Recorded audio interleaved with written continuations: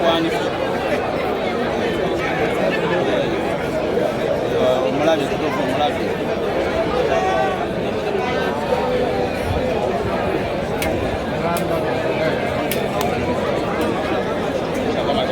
mpaka tu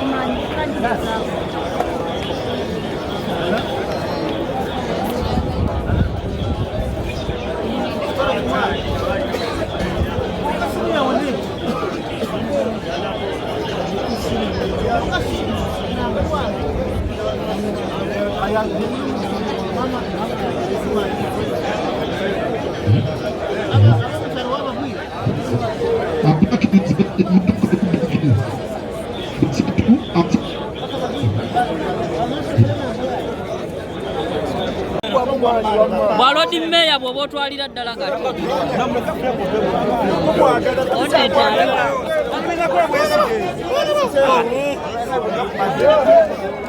Nsereko toumula Fight hard Nsereko Fight hard Nsereko Fight hard Nsereko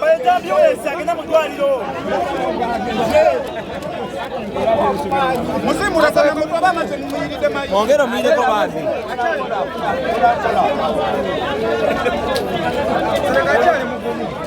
Namasubi bija abye mukaga Baba baba tosikiza fight hard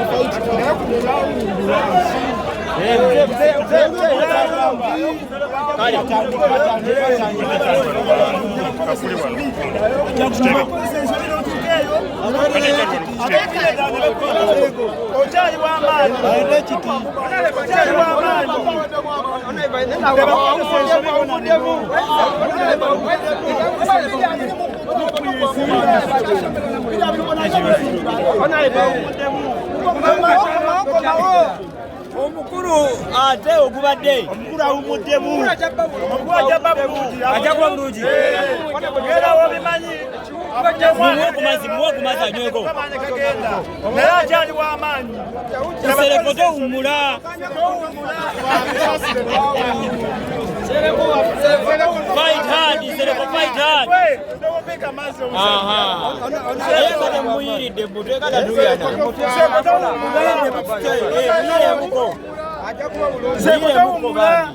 Okyali w'amaanyi Nsereko towummula Nsereko w'amaanyi Nsereko box Nsereko box Nsereko oli waddala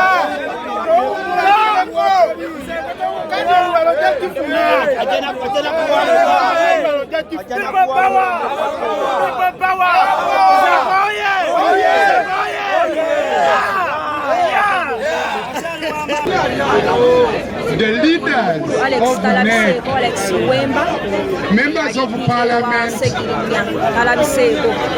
omukulu yatandise ne komedi omukulu Nsereko wuyakaaba omukulu Nsereko ali mukaba ali wansi ali ku live ali ku TV omukulu Nsereko wuyali kukaaba sheyalinda katemba tutandise eno ndoza mukulaba abali ku live omukulu Nsereko wuyali wansi azirise akaaba commentinga mulabe bannange oli ku TV likinga commentinga subscribinga pressure zimukubye bambi bannange kiri wano kikudde bannange omubaka Nsereko uyaziise amaziga gamuyitamu mukwatirire abadde amanyi nti gaadi yanditwala so bimusobedde bannange omukulu Nsereko wuyo azirise ali mukaaba Brush TV faba li ku ground subscribinga likinga uyo bamuwadde entebe atuule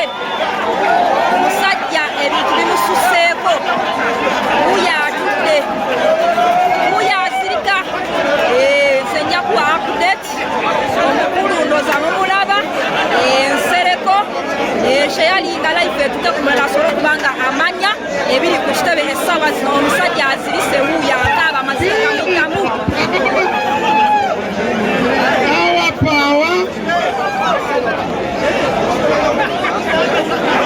Basebo ne banyego.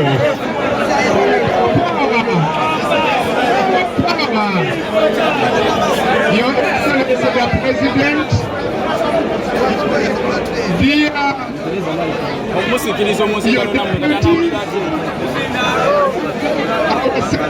General, the leadership of the party, my colleagues, comrades, dear contenders,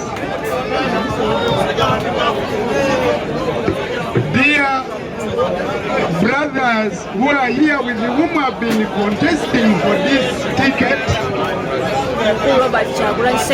I've not forgotten members of Parliament, the foot soldiers, the people of Kawempe North constituency. Ladies and gentlemen, I observe protocol. Greetings to you all. I wish to express my heartfelt appreciation to the National Unity Platform for placing trust in me to be the flag bearer and all candidate in the forthcoming Kawempe North by-election. Mr. President, to my fellow aspirants who stood in the race with passion and integrity, your dedication has strengthened our party.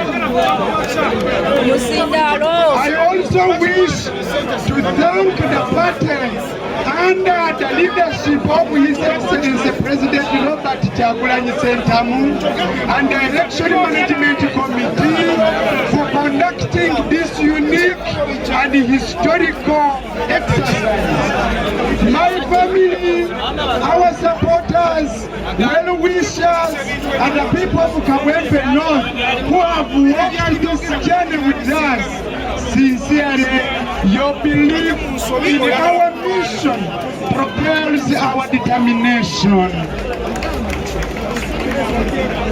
While many of you might see this as an opportunity for me, it is a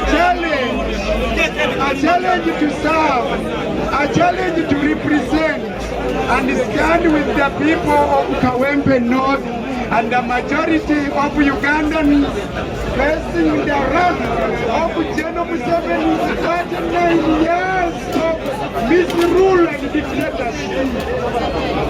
Dear President, comrades, this is not a privilege, but rather a desire. It is demonstrated in 3 ways, Mr. President.